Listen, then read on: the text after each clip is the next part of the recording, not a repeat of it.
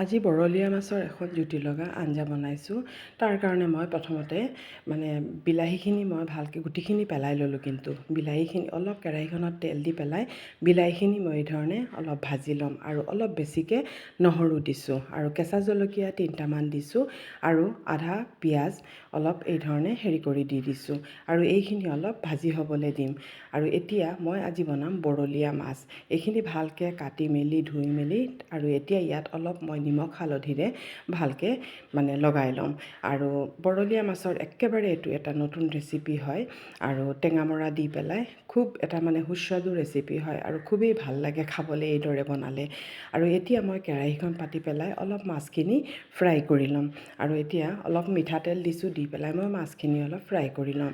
আৰু আপোনালোকে যদি এইদৰে বনোৱা নাই এবাৰ বনাই চাবচোন। আৰু এইখিনি মই অলপ লুটিয়াই মেলি দিছোঁ আৰু এতিয়া এইখিনি অলপ ভজাও হৈ যাব। অলপ দেৰি পিছত মই নমাই দিম আৰু চাওক এইখিনি খুব ধুনীয়াকৈ হৈ গৈছে আৰু আমাৰ এইখিনি ৰেডি হৈ গ'ল। এতিয়া মই এইখিনি নমাই পেলাই অলপ ঠাণ্ডা হ'বলৈ দিম। চাওক অলপ ঠাণ্ডা হ'বলৈ দিছোঁ আৰু মাছখিনিও ইতিমধ্যে আমাৰ ফ্ৰাই হৈ গৈছে আৰু এতিয়া মই এইখিনি নমাই দিম। আৰু এতিয়া যিখিনি আমাৰ বিলাহী কৰি থৈছিলোঁ এইখিনি ঠাণ্ডা হৈ যোৱাত এইখিনি বাকলিখিনি মই পেলাই দিলোঁ আৰু দি পেলাই এতিয়া মই মিক্সাৰ গ্ৰাইণ্ডাৰত ভালকৈ মই এইখিনি পিচি ল'ম। আৰু এতিয়া মই অলপ তেল কম হৈছিলে সেইকাৰণে ইয়াত অলপ তেল দি আৰু ইয়াত মই বগা সৰিয়হ কেইটামান ইয়াত দি দিছোঁ আৰু দি আধা পিঁয়াজ থৈছিলোঁ, আধা পিঁয়াজখিনি দিছোঁ আৰু অলপ নিমখো দি দিছোঁ লগতে। তেতিয়া পিঁয়াজখিনিও ভালকৈ সিজি যাব। আৰু লৈছোঁ মই টেঙামৰাখিনি এই ধৰণে মই কাটি পেলাই ইয়াত দি দিছোঁ। আৰু এতিয়া এইখিনি ইয়াতে মই অলপ গেছৰ ফ্লেমটো অলপ হাই কৰি পেলাই এইখিনি মই ইয়াতে সিজাই ল'ম, কাৰণ টেঙামৰা দিয়াৰ লগে লগে কিন্তু সিজি যায়গৈ। এইখিনি চাওক এই ধৰণে লৰাই থাকিব, পূৰা লগে লগে এইখিনি পূৰা সিজি যাবগৈ। আৰু এতিয়া মই জলকীয়াৰ গুড়া, হালধিৰ গুড়া আৰু জিৰাৰ গুড়া, কাৰণ মই মাছত সদায় জিৰা গুড়িহে দিওঁ আৰু বেলেগ একো মছলা মই ব্যৱহাৰ নকৰোঁ। ভজা জিৰাৰ গুড়া দিছোঁ মই আৰু যিখিনি মই পেষ্ট বনাইছিলোঁ এইখিনিও পেষ্ট মই লগে লগে ইয়াতে দি দিলোঁ। দি পেলাই অলপ এইটো আখলি পেলাই মই দি দিছোঁ আৰু দি এইখিনি মই ভালকৈ এতিয়া লৰাই ল'ম।